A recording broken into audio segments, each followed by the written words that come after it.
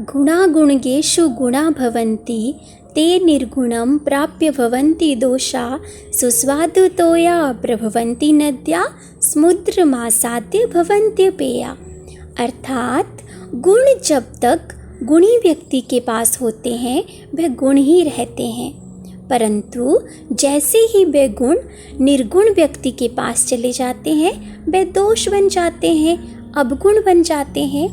जिस तरह से नदियाँ स्वादिष्ट जल वाली उत्पन्न होती हैं परंतु समुद्र में मिलकर ही वे पीने योग्य नहीं रहती।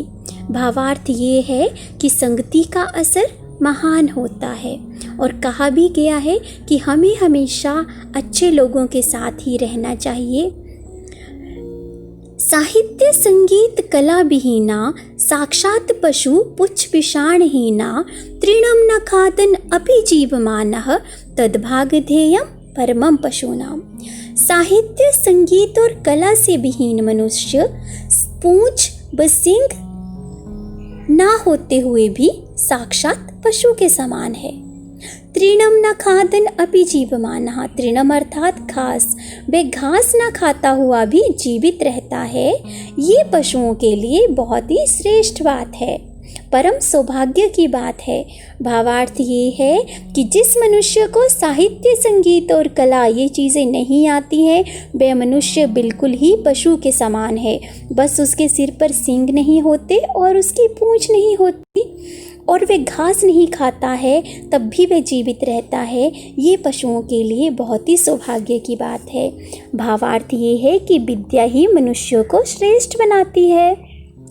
लुब्धस्य नश्यति यशा पिशुनस्य मैत्री नष्टक्रियस्य कुलम अर्थपरस्य धर्मः विद्याफलं व्यसनिना कृपणस्य सौख्यम राज्यं प्रमदसचिवस्य नराधिपस्य।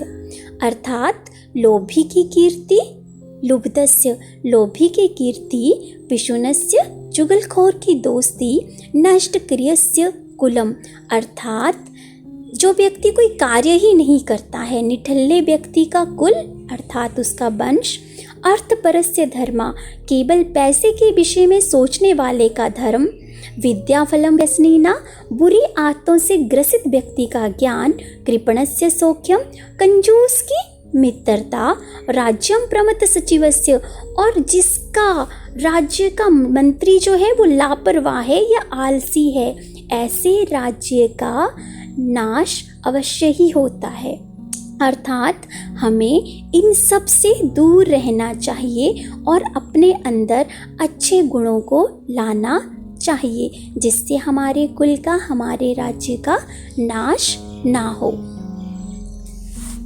पीत्वा रसम तु कटुकम मधुरम समानम माधुर्यमेव जनयेन मधुमक्षिकाक्षौ संतस्ततेव समसज्जन दुर्जनानाम श्रुत्वा बचा मधुर सूक्त रसम सृजन्ति।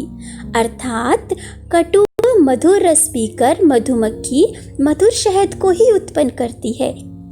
भावार्थ ये है कि अगर मधुमक्खी कड़वे रस को भी पीती है तब भी वे शहद ही उत्पन्न करती है।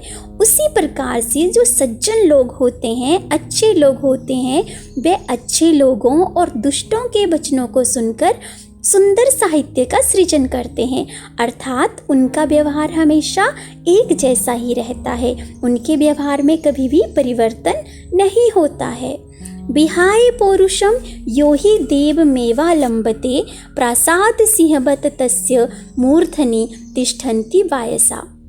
अर्थात जो व्यक्ति अपने पौरुष अर्थात परिश्रम को छोड़कर भाग्य के भरोसे बैठ जाता है, जो ये सोचता है कि अरे मेरे भाग्य में तो यही था, तो उस व्यक्ति की स्थिति महलों में बंधे उस शेर की तरह हो जाती है जिसके सिर पर कौवे बैठते हैं। भावार्थ ये है कि हमें कभी भी अपने भाग्य के भरोसे नहीं बैठना चाहिए, हमें हमेशा कर्म करते रहना चाहिए और कर्म का फल हमेशा अच्छा होता है। जब हम अच्छा कर्म करेंगे तो हमारे साथ हमेशा अच्छा ही होगा।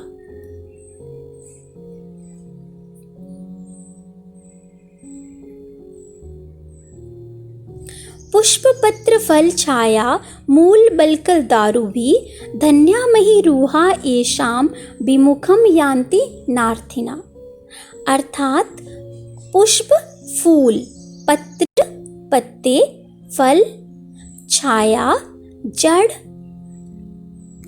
छाल और लकड़ी आदि से युक्त पेड़ धन्य हैं। अर्थात जिन पेड़ों के पास फूल, पत्ते, फल, छाया, जड़ और छाल है और लकड़ी है, वे पेड़ सच में धन्य हैं, क्योंकि वे कभी भी अपने याचक को निराश नहीं करते।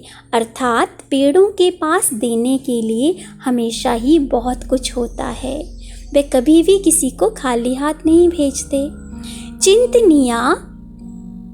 चिंतनीया ही विपदाम आदाबे प्रतिक्रिया न कूप खननम युक्तम प्रदीप्ते बहिनना गृहे।